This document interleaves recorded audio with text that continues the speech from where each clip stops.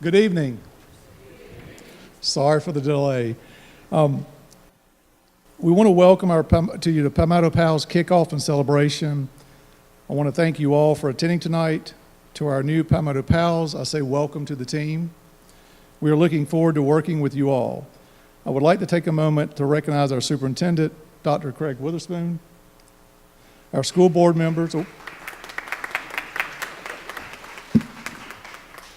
If we have any of our school board members, I'd like to recognize them as well.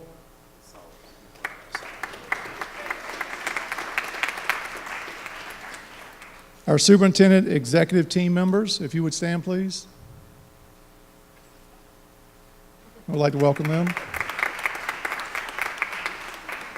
I would also like to say a special thank you to our schools, our parents, our community partners for all the hard work on their wellness teams. At this time, I would like to turn the program over to TQ Davis of Palmetto Health. Good evening, everybody. You guys can do better than that. Good evening, everybody. Well, welcome. My name is TQ Davis, and I'm the Health Education Supervisor with Palmetto Health, the Office of Community Health. You guys, I love what I do because I get to go out into the community and provide free services to the underserved and the uninsured. So we're the 10% tithe of the hospital. So they've allocated 10% all the monies that come in to give back to the community. And so what we've done with the Office of Community Health, we made it a promise that we actually go into the schools and assist with the Healthy Columbia Initiative, which is looking at the different health disparities in the 29203 zip code. So Mr. Ford has charged us to go into the schools and be part of the school wellness committees, especially in the 29203 area code. And it has been an honor and a privilege to work with Dr. Boatwright because it's not like we're doing a second job. We're able to be a resource to the schools. And since I've been part of the committees, we've actually been able to do some free screenings like A1C screenings, blood pressure screenings, BMI screenings, prostate screenings to the employees and also to the parents of the students of the schools. So this has been a great partnership, and I hope that you guys understand the importance of being a Palmetto PAL. It's not like doing additional work, but you guys have a special gift and special knowledge that some of the schools really don't have. And so that's why Dr. Boatwright is trying to encourage more physicians, more other organizations to be part of this team because it is well worth spent because we know that there's a childhood obesity epidemic in the community. And so we want to work together as a community to make sure that we fight this epidemic. Okay, so thank you guys for allowing me to give my testimony to why I am part of the school wellness committees. But Dr. Boatwright has asked me to acknowledge a few of our school wellness council members. So if the people that I call, if you could stand and get a certificate, we have Miss Niova Davis. Come on, girl, get your certificate, come on. And we have, she's gonna come up and grab it, okay. Thank you, Miss Davis.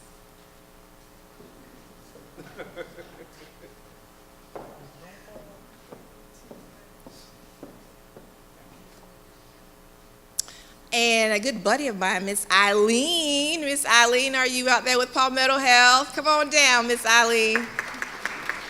It's like the Price is Right. Come on down.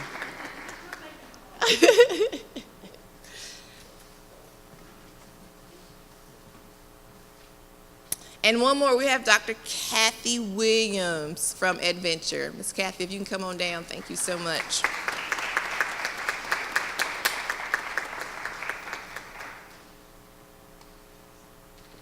You guys give these guys a round of applause because they've taken the time out to help a lot of the schools in the communities. So now I'm going to turn it over to Miss Beth Berry, and she's going to talk about the different schools that are participating. Thank you. It is truly an honor for me to be here today. I am the Healthy Schools Program Manager for South Carolina. And I was literally raised in Richland 1. I am a graduate of Richland 1 schools. My dad taught in Richland 1 schools. My brothers and sisters are graduates. My 2 sons graduated from Richland 1 schools, and I'm just glad these walls can't talk because they actually went to Creighton. Susan Childs can talk, but I've sworn her to secrecy because she had both my boys. But they did turn out well, and they got a really good education and life experience.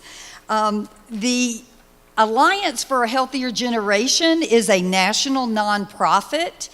It was founded by the American Heart Association in 2005, and we work in every area that affects children, with our primary goal being to help reduce the epidemic of childhood obesity. Although we work in all the areas, our largest program is the schools program, and that's the one that I work with. So I also was in Tony Boatwright's position for 20 years before I started with the Alliance when it expanded to South Carolina in 2008.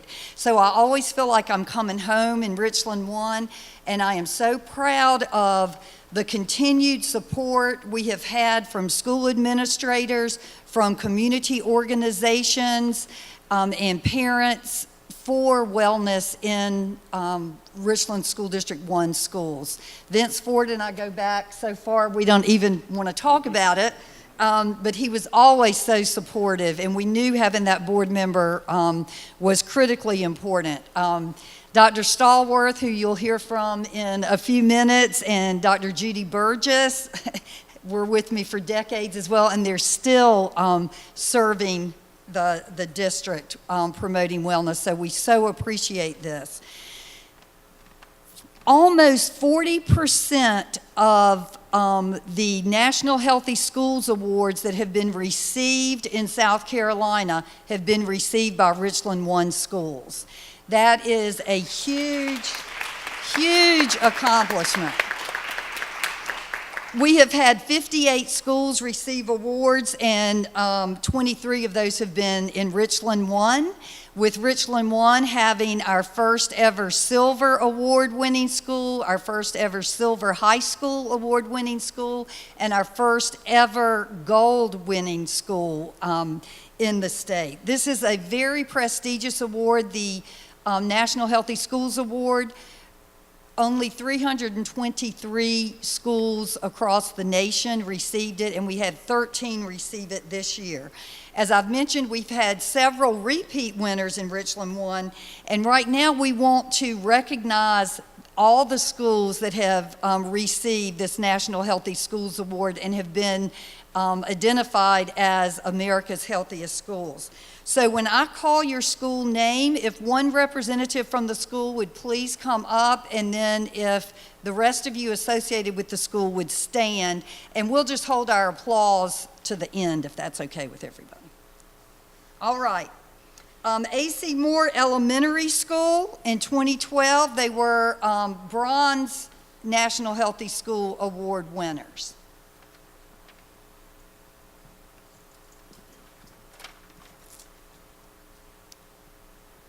Alcorn Middle School in 2015, they were National Healthy Schools Bronze Award winners.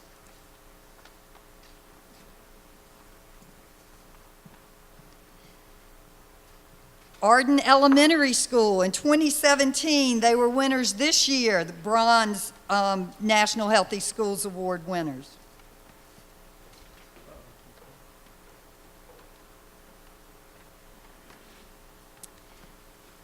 Brennan Elementary School, they were a Bronze Award winner in 2011. C.A. Johnson High School is a Bronze Award winner for this year. And I will tell you that the awards are good for 2 years. Carver Lyon Elementary School was a Bronze Award winner in 2016.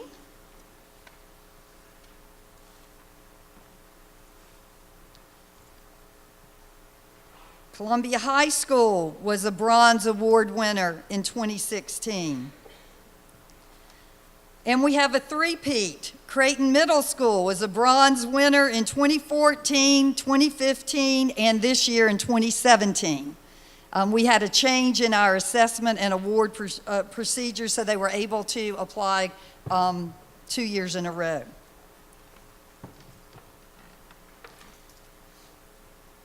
Dreher High School was a 2016 Bronze Award winner.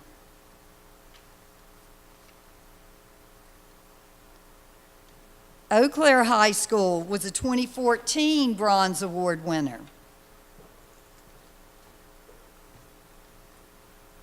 Tony's getting his steps in today. E. Taylor Elementary was a 2016 Bronze Award winner.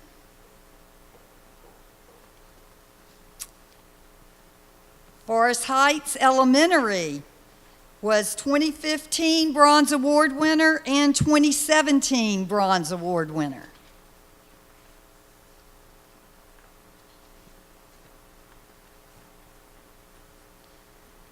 Gadsden Elementary was a 2016 Bronze Award winner.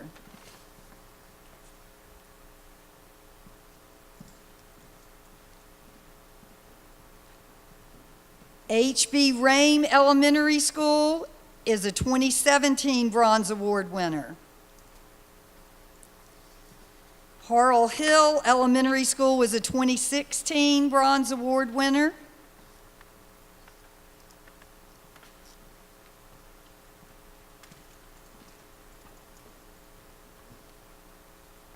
W.J. Keenan High School is a 2017 Bronze Award winner.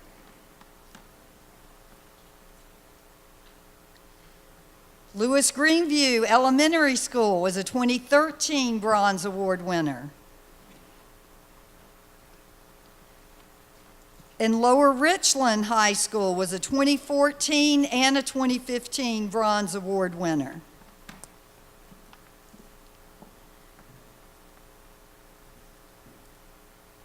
Pine Grove Elementary School was a 2016 Bronze Award winner.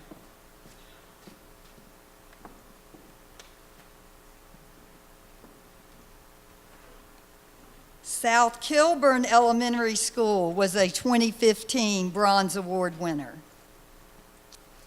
And this means that these schools have met evidence-based, proven effective criteria and programs and practices that promote healthy eating and physical activity. The Alliance partners with the CDC. We use the School Health Index as our assessment, the items that address physical activity and healthy eating.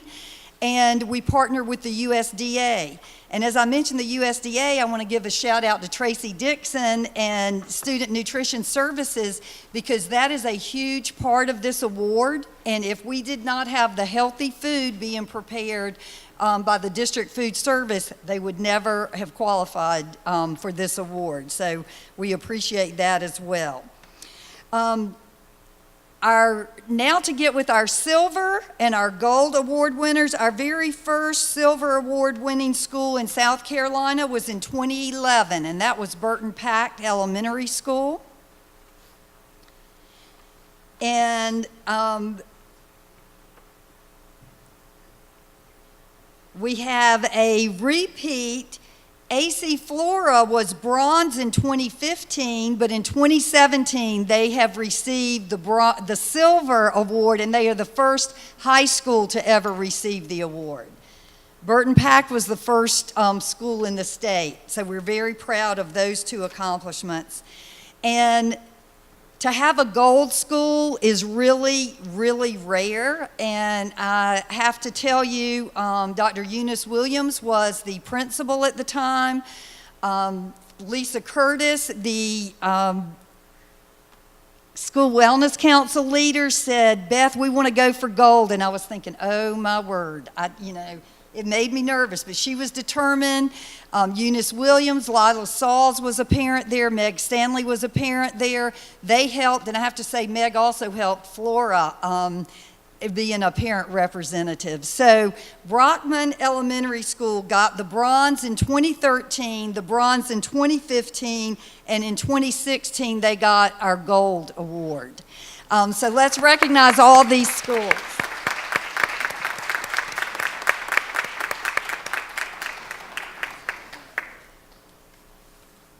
And again, I cannot say enough about the programs and practices and the support they have in receiving this award.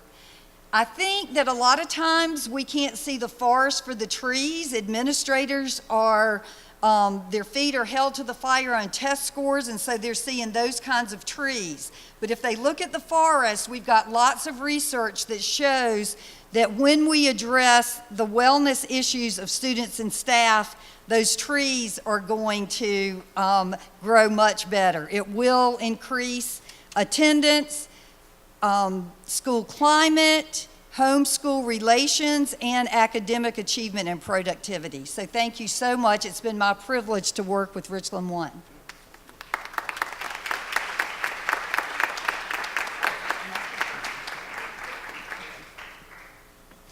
And now I'm turning it over to Dr. Stallworth. Oh, and Dr. Brown.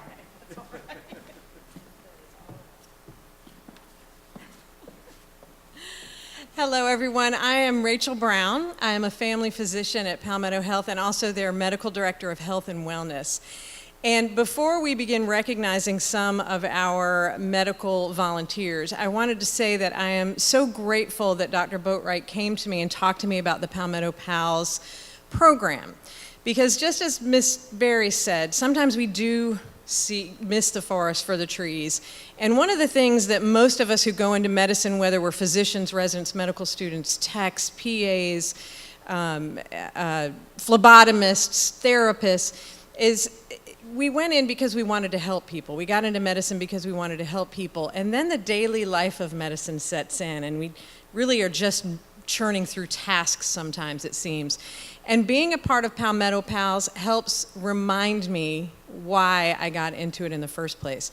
Not to mention, you will not find a volunteer opportunity that takes less of your time and offers more opportunity for you to make an impact. You just saw what happens when folks get together and think about how do we make sure our kids and our staff are well, and you can be a part of that. I just want to say thank you again for that. I have been with Brennan Elementary for the last last year for the last half of the year, and I'm very excited to have another year with them.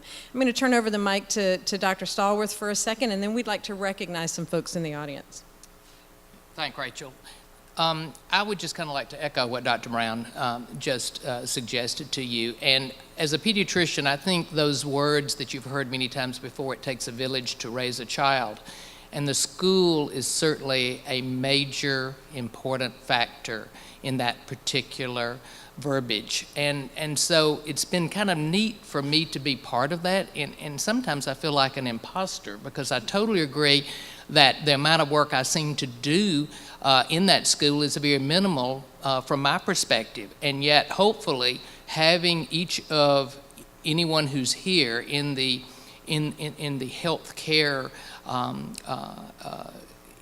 that has anything to do with health care can be a member of that wellness council. It actually helps those particular schools generate some of these awards that you've just seen.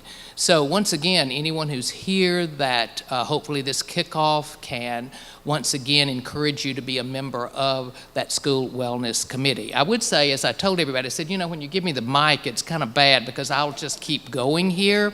But I just want to tell you that my hidden agenda is if I could keep going, maybe people will leave and that'll increase my chances for the Panther tickets.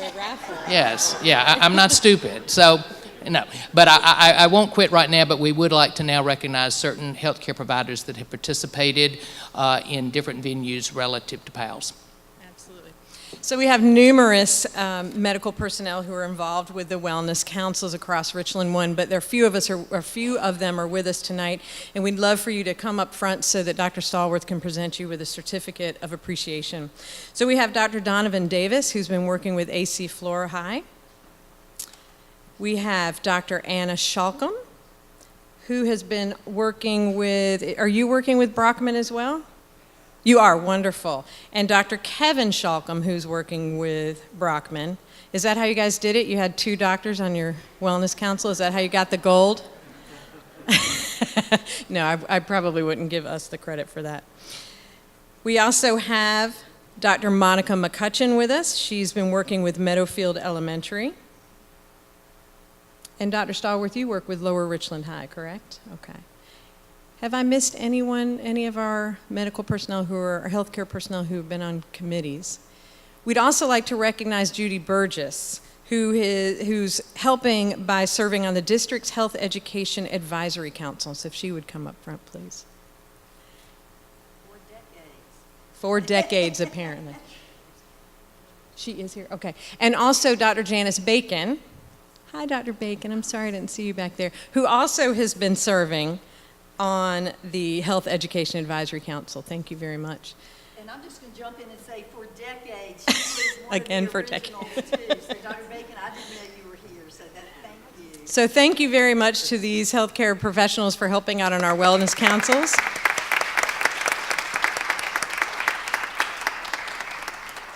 And last but not least, while they're having their photo taken, I would love to encourage those of you who have any level of knowledge in medicine, nutrition, fitness, wellness, to sign up to be a part of school wellness councils. If any of you have already done so out in the lobby, would you mind standing for me? Okay, so because no one stood, I get to put you on the spot.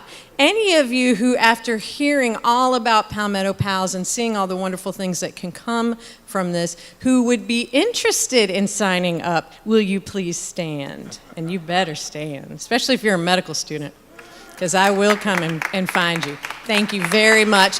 We encourage you to spread the news with other medical students, residents, physicians, healthcare personnel. Tell them what you've heard, and if they need to reach us, they can reach out to Dr. Boatwright, to myself, to Dr. Stallworth, and we will set you up with a committee.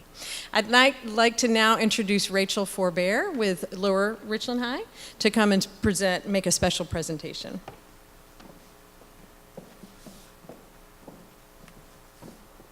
Good evening. Hey, Dr. Boatwright had asked me to just share with you briefly before I make a special presentation kind of what goes on with our school wellness committee.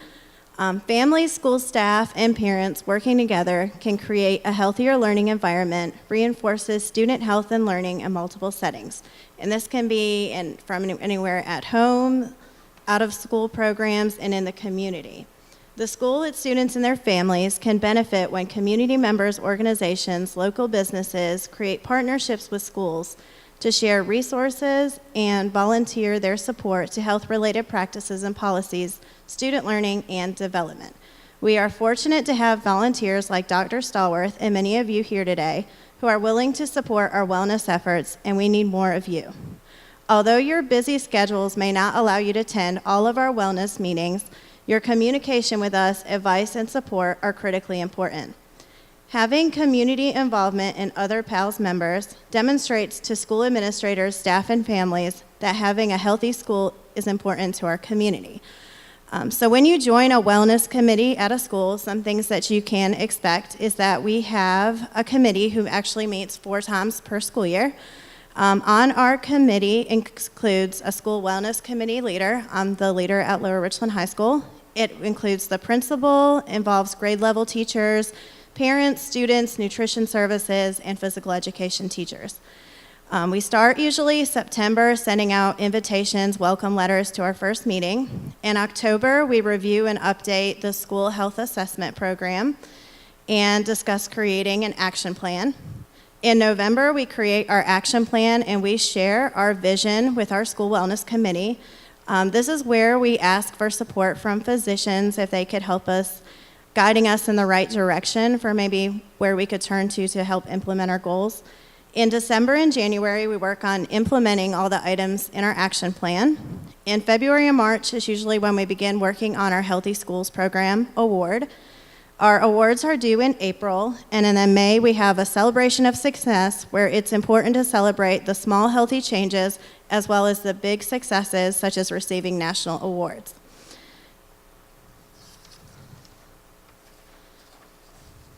So even if your school isn't quite ready to receive a national award, find ways for your community to celebrate successes through your school website, your PTA, PTO, faculty meetings, community publications.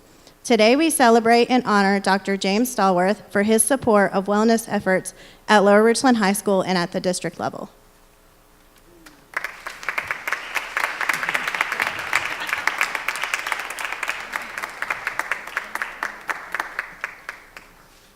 Do I get the mic again? Sure. No. I won't increase my chances anymore. Thank you so much. Okay, we would also like to recognize Dr. Rachel Brown for her efforts in recruiting physicians and for being our physician advocate.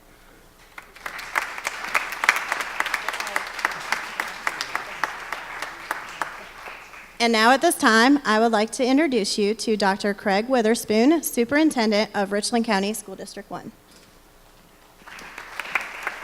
Thank you. Good evening.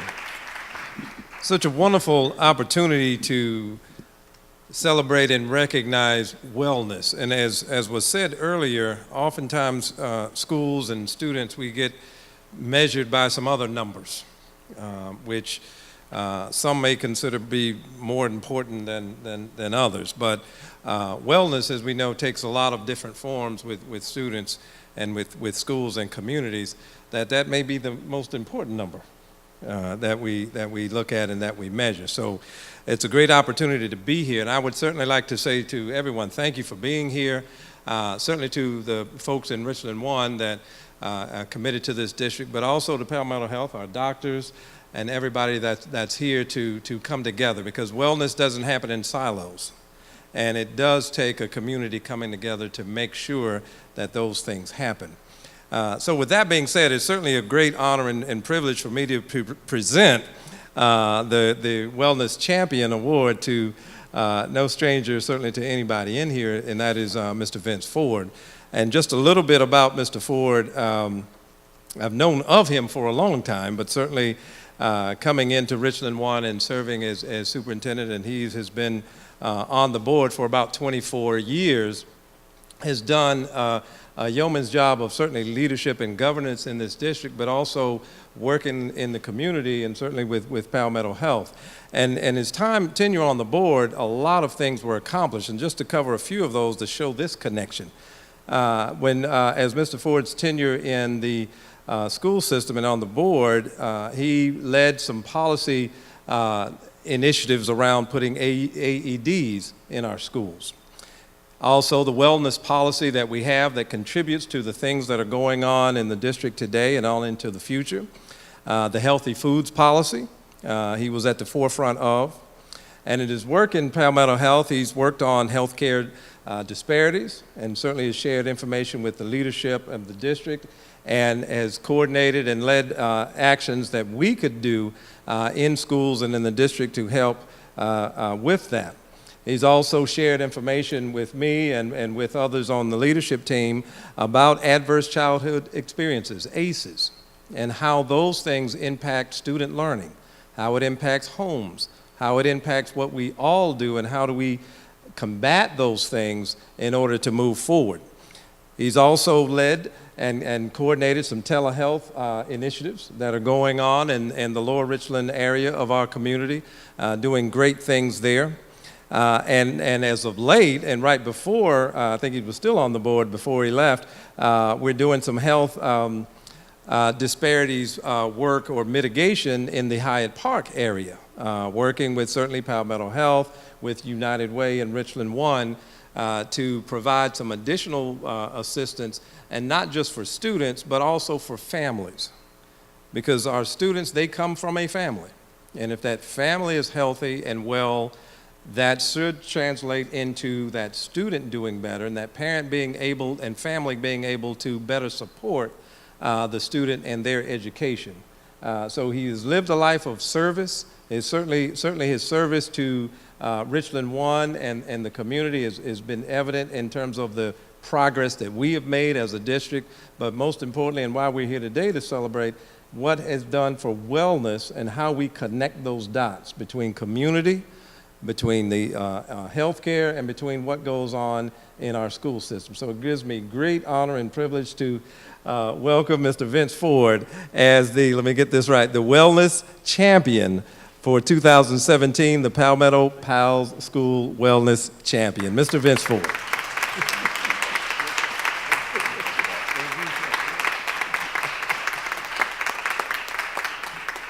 Thank you so much, Dr. Witherspoon, and to the organizers here today and the committee. Thank you so much for this very, very kind honor.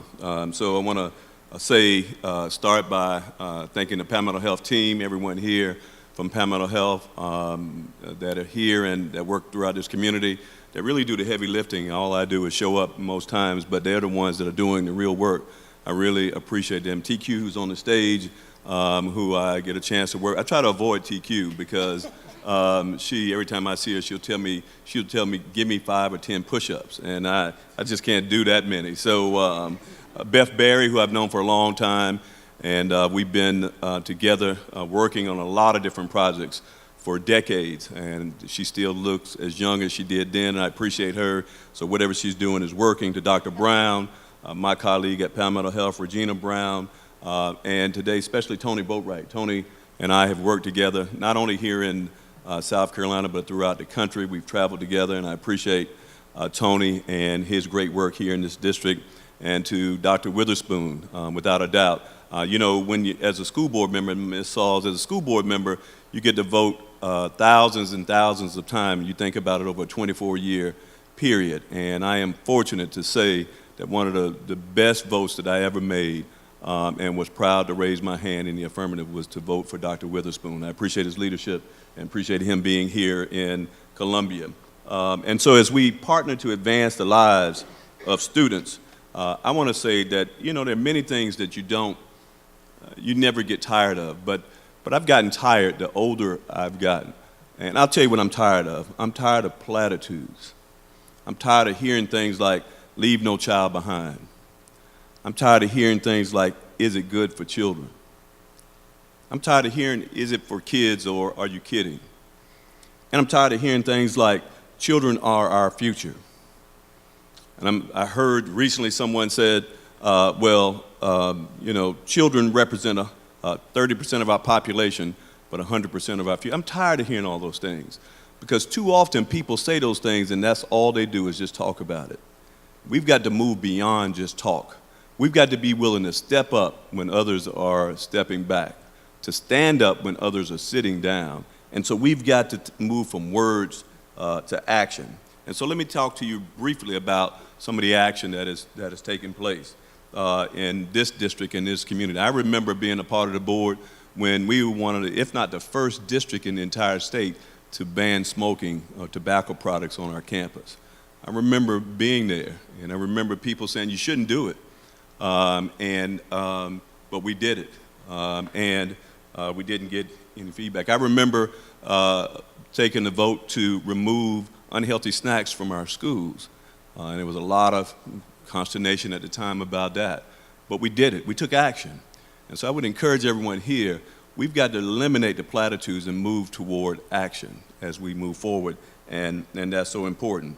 I remember in terms of determining what was best for kids, when I arrived on the board, they said, you know, this district has never had an exhaustive building program, and people are not going to want to pay taxes or raise their taxes. And what they said to us, basically what they said was continue to send them to these buildings that were about to fall down. I remember visiting Dreher High School, for instance, and I remember seeing the wire come out of the building. I remember visiting Hyatt Park, and we had to put an inverted umbrella to catch the rain because the roof was in such bad repair. And so we decided as a board, Lila, as well as others in this community, to do something. And in 2 separate votes, we passed the largest bond issue in the history of the state of South Carolina, and which allowed us to rebuild and build brand new facilities in our schools that would rival other districts. But the remarkable part about that, we passed it 2-to-1, 60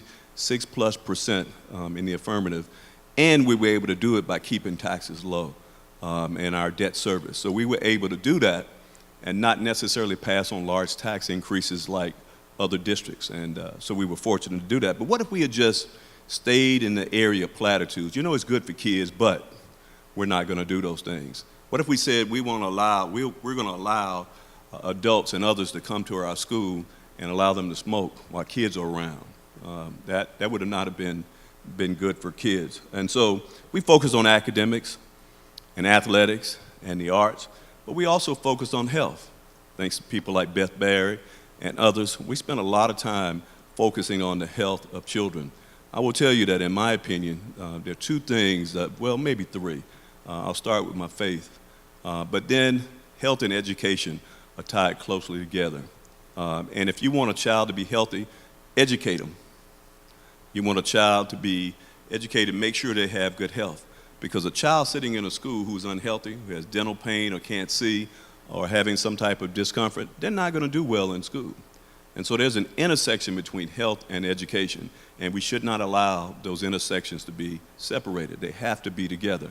We have to talk about, I can tell you this, as Dr. Witherspoon said, a major focus of ours is working on the social determinants in healthcare. So think about that. You've got a big old hospital system, soon to be the largest employer in the state of South Carolina, and at the top of our radar are things we call social determinants. Things like transportation, things like air conditioners, things like making sure that people have appropriate housing. What does that have to do with healthcare? Can you imagine someone, a child, a family, not having a roof over their head? Well, we have that in our community. That's unfortunate, and we need to do everything we can to ensure that that doesn't happen. Again, moving away from those platitudes. So those social determinants, and I appreciate Dr. Witherspoon, who met with me and Mac Bennett at the time. Cheryl Johnson is here with United Way, and said, hey, we want you to work with our district so that we can eliminate some of those social determinants. And he's right. We're not going to just work with the child, we're going to work with the entire family.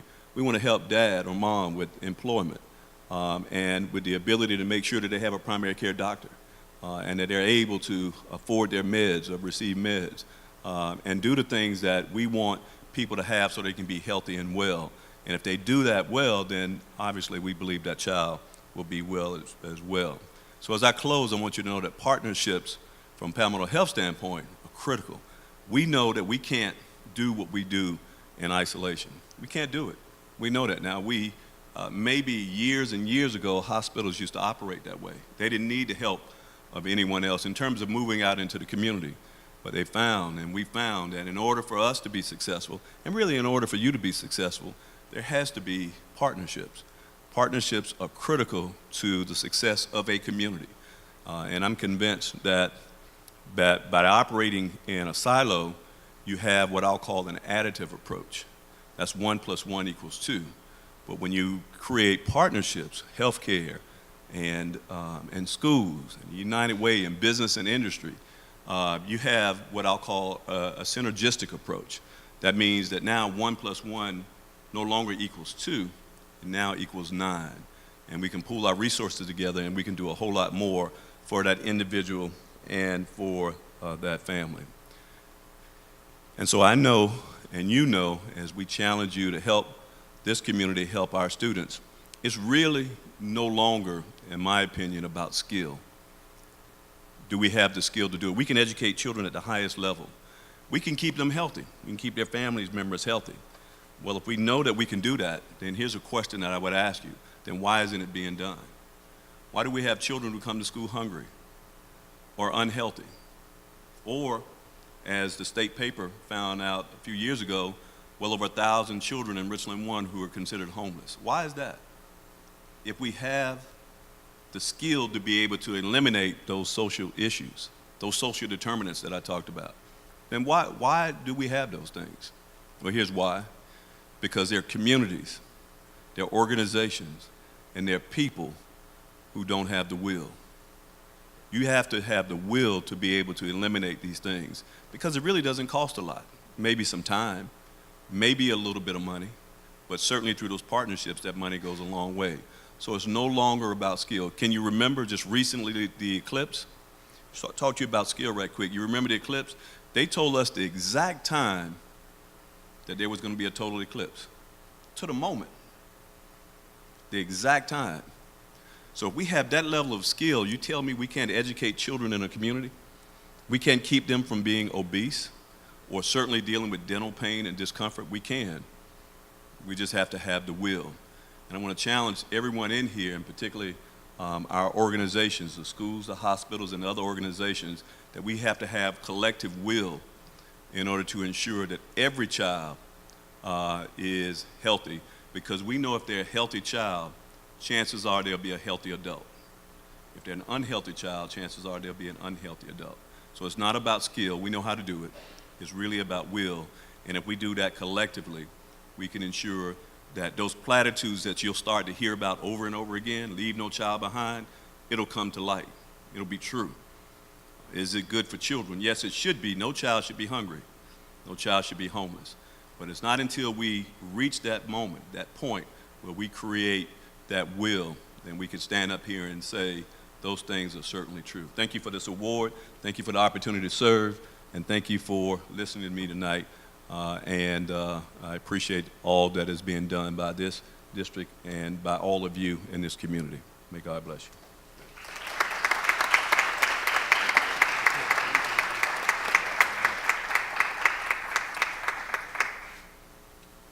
It is my pleasure to announce the Vince Ford Award will be an annual award. So each year we will come together and recognize someone going beyond the normal call and call it the Vince Ford Award.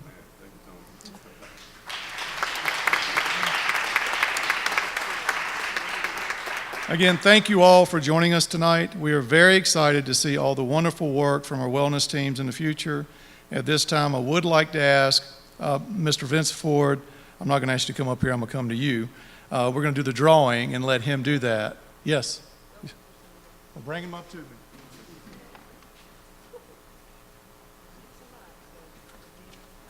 But I also must say, I wanted to thank Fuel Up to Play for providing us with these tickets.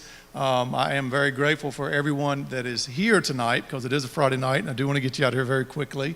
But I would like to ask the folks who helped us put this together, if you would please stand so folks can see who kind of worked on this event for us, please, and give them a round of applause.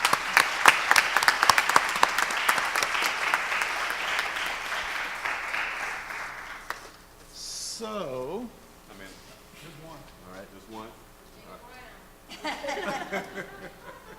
like the brown part. Dr. Monica McCutcheon. Right.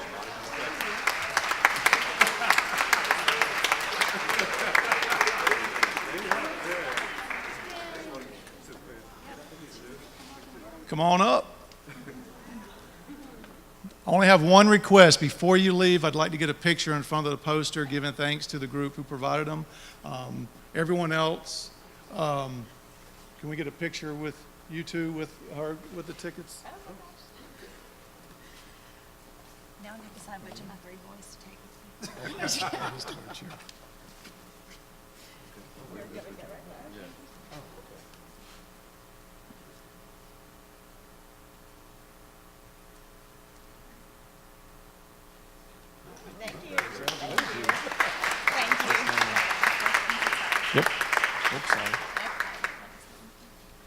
Again, thank you all for coming out. I really do appreciate you giving your time on this Friday night. Have a great weekend.